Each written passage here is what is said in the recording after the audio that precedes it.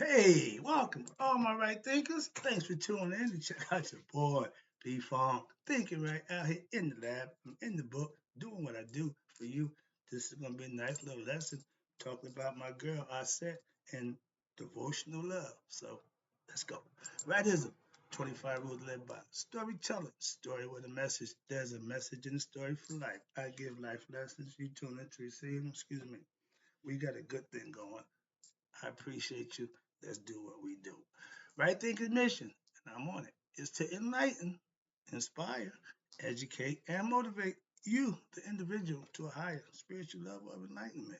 Right thinking, excuse me, way of life through mental and spiritual discipline. Practice daily. Way of life will help and guide you to attain your goal of reaching spiritual enlightenment, aka know thyself. My mission is that all right thinkers know thyself. If you're a right thinker, your goal is to know thyself. See where we're going with this? Let's get there together. So I ask the question. Do you know you? You will when I'm through. That's what I do. It's rhetorical, but if you don't have the answer for yourself, tune in. I can help you with that. A person who knows not and knows not that they know not is foolish. Disregard them. A person who knows not and knows that they know not. Oh, they simple, but you can teach them. That's why I do what I do for you. I appreciate you too. Stay tuned. I got more for you. A person who knows not and believe or think that they know is dangerous. Avoid them. I do. A person who knows and knows not that they know is spiritually asleep. I can awaken them. I'm the spiritual alarm clock here too. Wake you up with knowledge of self. That's what I do for you. A person who knows and knows that they know is wise. Follow them. All these persons reside in you, right? Thinkers know thyself and to my yacht. Be true. We're moving on to the next level where we talked about devotional love. Break that down. I got another paragraph. After that, we're going to talk about how to reflect upon the teachings.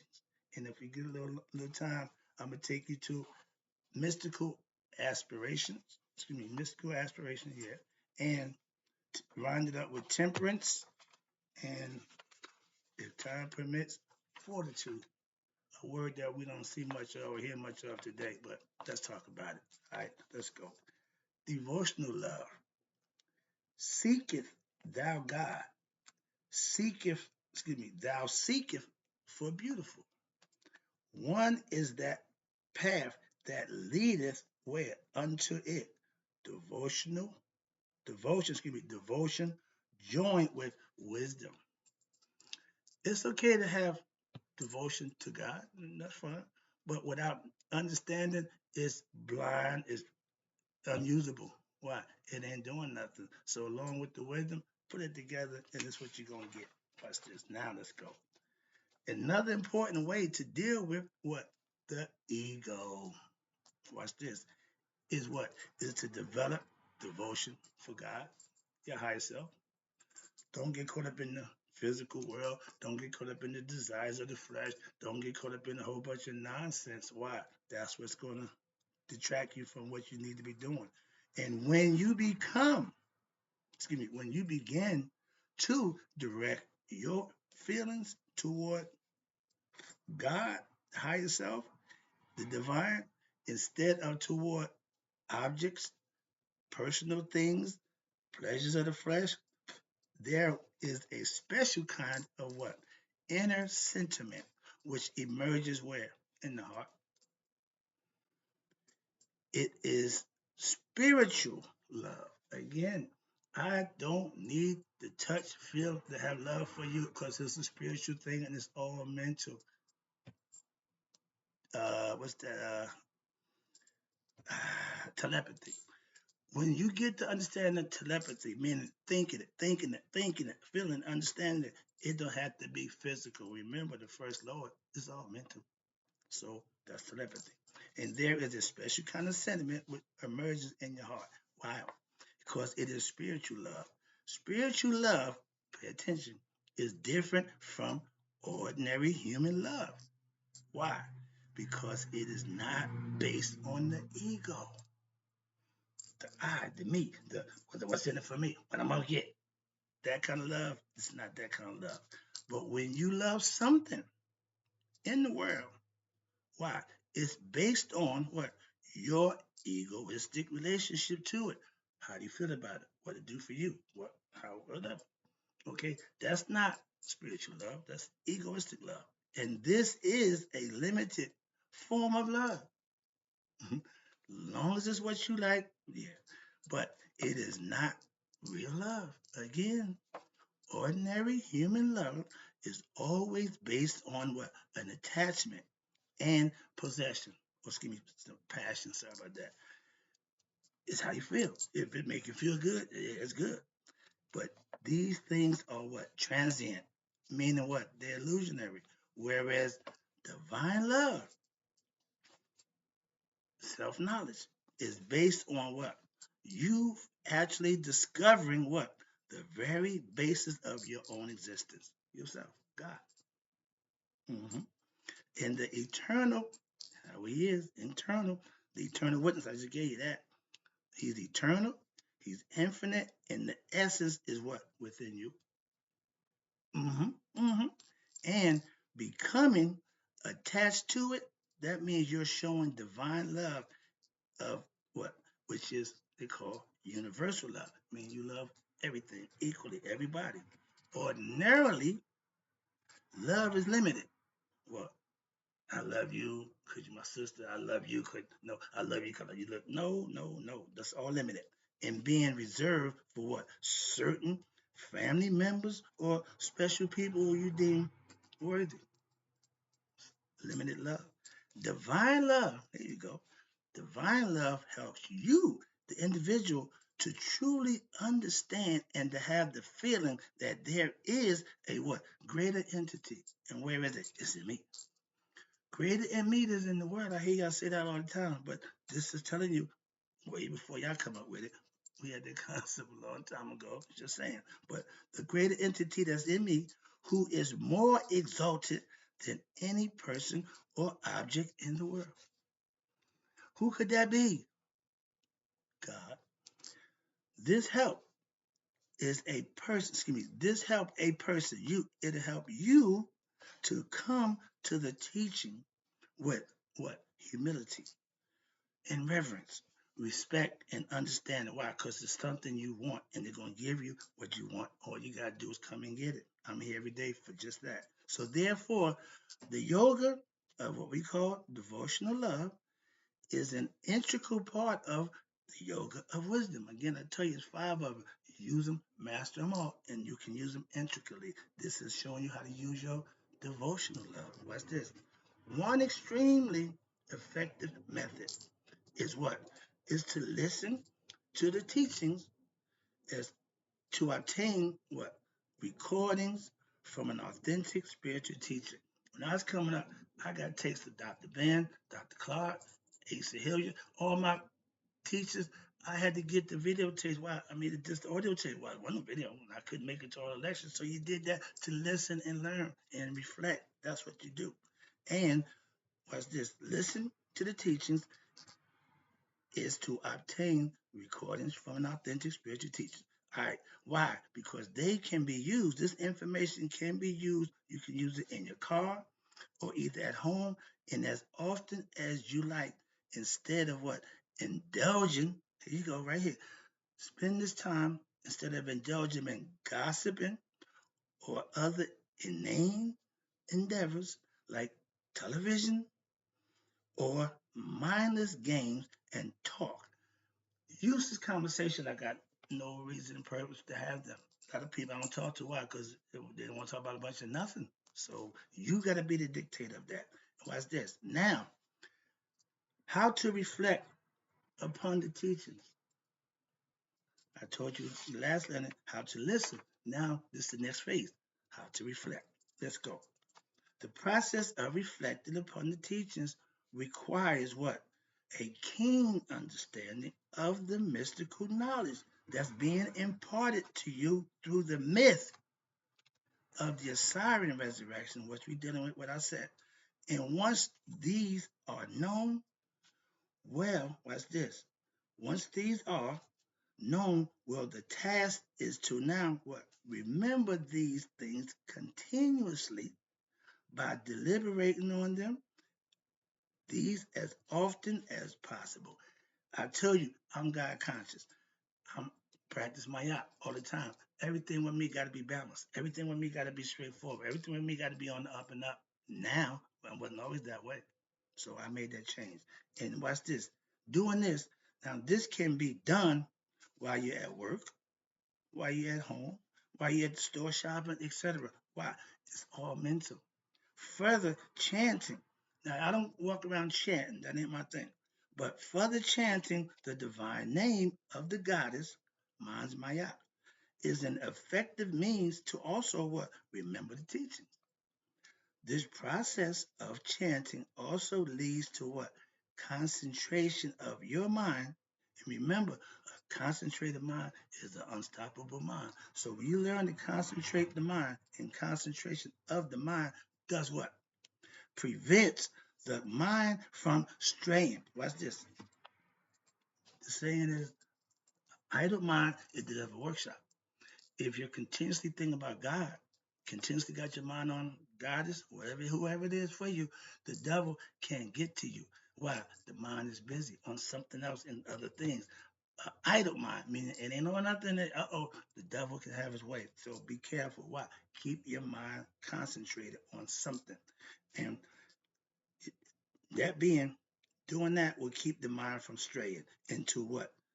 Useless thoughts or negative ideas and concepts, which will what? Impel you to now pursue your egoistic desires and physical cravings, and this will also lead you into worldly entanglements, bad situations. We use that word when Jada Smith used it. No, bad decision. Okay, entanglement. You did something you knew was wrong, and you did it anyway. Moving on. And with that always comes consequences. Understand that? That will distract you and render your mind what? Incapable of totally listening and understanding the spiritual teaching that's being presented to you if you're not focused and concentrated on what being said to you. Listen intensively to hear what's being said. All the times, the teachings should be reflected upon daily. Audio tapes are an effective and a good method to listen to the teachings, but they are also an effective method to study as well. Again, anything you can do to get the information, to get you to thinking and understanding so you can reflect on it is good. Spiritual teachings is not like ordinary academic endeavor. You don't just read the book and I go over this lesson 3 to 4 times before I present it, sometimes 5. Why? Just to be able to go through it and understand it, to present it to you in the way it should be. If I just read it cold, I'm still trying to figure out what it is. No, I don't do that. That's not being prepared. I go through this because I've been through it a few times over. Let's go. That's the difference. It ain't like school book. No, this is something you got to understand, intake, and hopefully use. That's the purpose of it. Mathematics is a discipline of what? The mind. Spiritual knowledge needs to go deeper than just the mind. There you go. It is not something that you just learn. Okay. I just did a lesson about intelligence. Matter of fact, coming up. Intellect over knowledge. Take knowledge. Intellectual. When you do things, you can learn to be intellectual and then say, well, I know whatever it is you learn. They're going to test you on it. You pass and grade. You regurgitate what they told you. I'll call it indoctrination. But it's supposed to what? Transform you. But the message needs to be clearly understood by you, and well as it needs to go into your subconscious and your unconscious levels of your mind. It should be embedded in your mind. Some people listen with the one ear open. Why? To go in the front and out the other. It ain't staying in. So that means you're not listening. Therefore, it needs what? To be reinforced when? Over and over again, aka daily. This means that you should listen to the tapes, read the books, etc., more than once. Why? You will discover that every time you do, you will get a new out, you will get something new out of it, aka a different insight. Hidden truth is something that you can understand going over 2 or 3 times. Yeah, I get it. I get it. Oh, yeah. That's all. That's called studying to get proficient in understanding. So now I got a little more time. I see that. Mystical aspiration. That means to desire for something, therefore, and covet after truth. Those truths, more especially which concern who the divine nature, is to aspire to be what a partaker of that nature itself. Become one with God. Know thyself. When you consciously understand and know thyself, become spiritually enlightened, you and God are one. Think about it. Many people aspire in life. What's your goal? Some people aspire for fame, fortune, others wealth, money, big house, big car, others to what? Recognition, etc. Everybody got their plans, and that's fine. But you know what the goal for all spiritual beings come in the physical form to have a human experience? To know thyself. Being rich and famous ain't gonna get you in the afterlife. Having a bunch of money and doing ain't gonna get you past the feather scale of Ma'at at Judgment Day. Being a good person, living right, will. Big difference. Okay?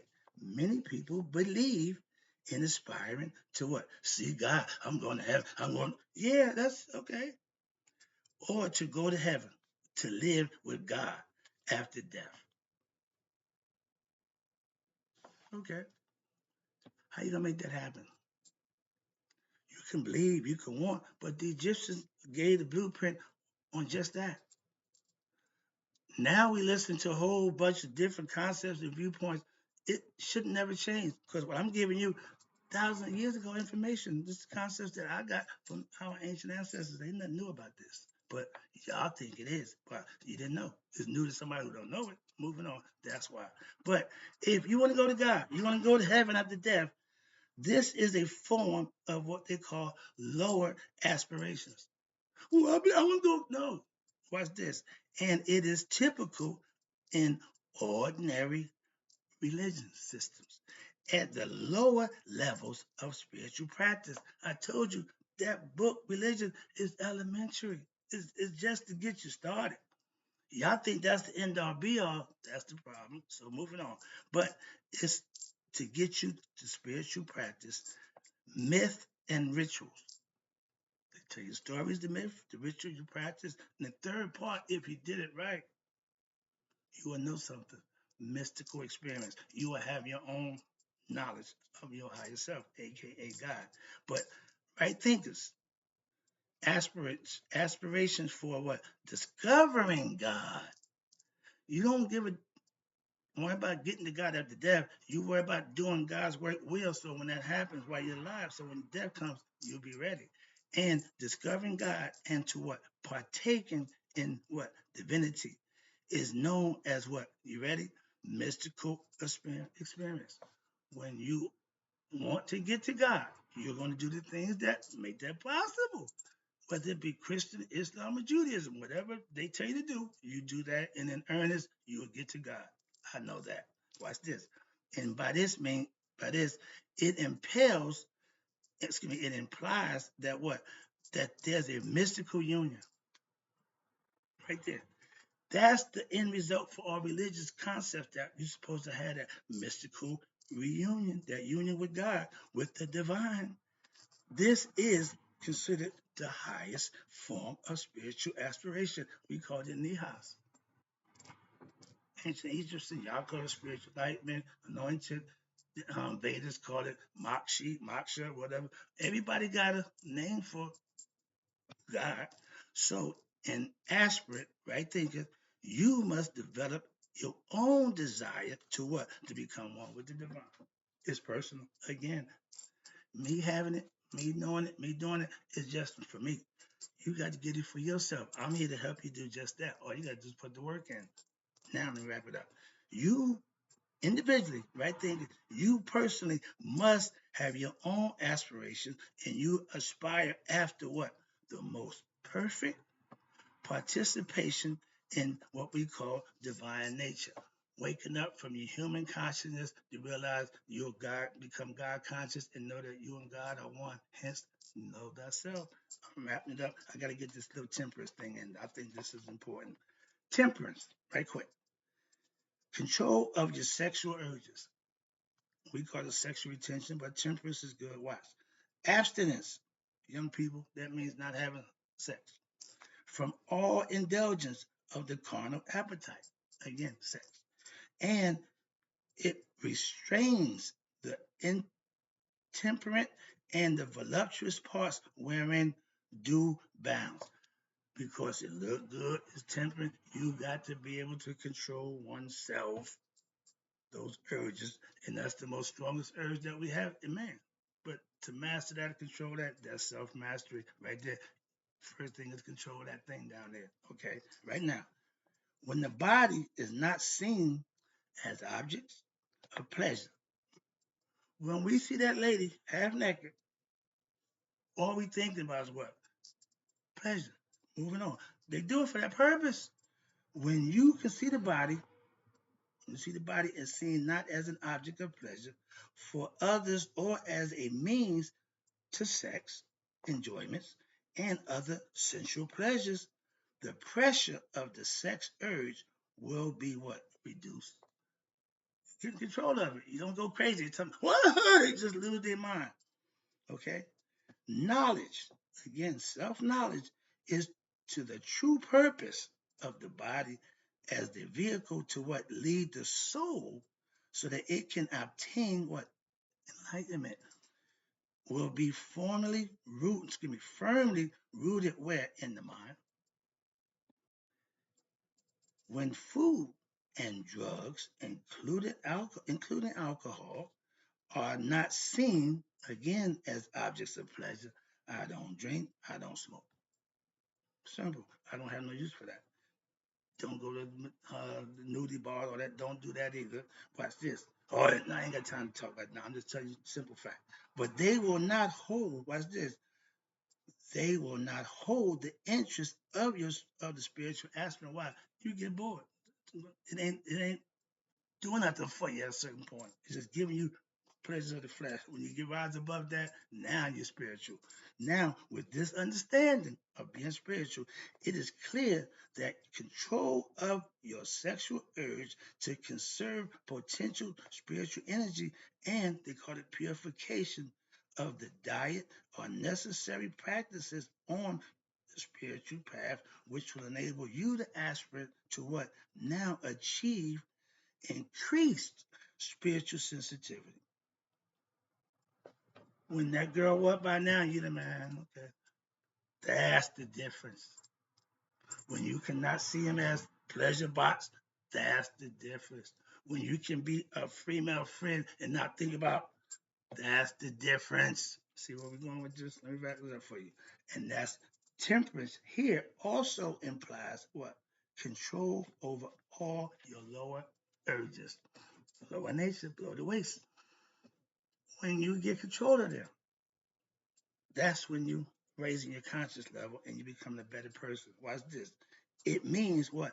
Not indulging in any pleasures to the extreme, since this intensifies what? Your body idea, and with it, concepts of what? Individuality, egoism, and worldly desires, pleasure of the flesh, and things that money, pleasures, house, all that good stuff, fame, fortune. Those are things that the ego loves.